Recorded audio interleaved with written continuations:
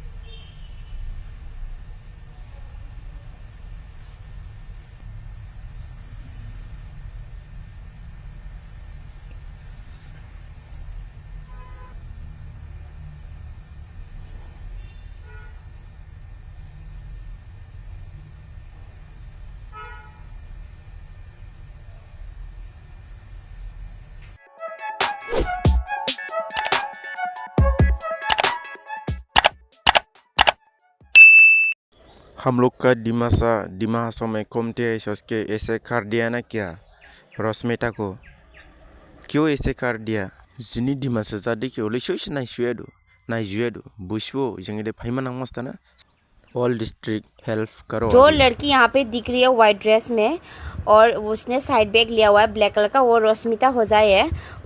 उसकी video CCTV camera में कैद हुआ है और ये जगह है ऋषिकेश का कई दुकान या पता नहीं क्या था वो। तो यहाँ पे साफ आप देख के पता चल रहा है कि वो बंदा जो हेलमेट लेके बैठा है वो उसका सिक्योरिटी कर रहा है अच्छा से। वो बाहर जाना चाहती है पर वो नहीं जा पा रही है। इस वीडियो देख के साफ पता चल रहा है कि वो बंदा जो है उसका रास्ता बार बार रोक रहा है और वो जो रश्मिता है वो बहुत डरी हुई है, बहुत सहमी हुई है।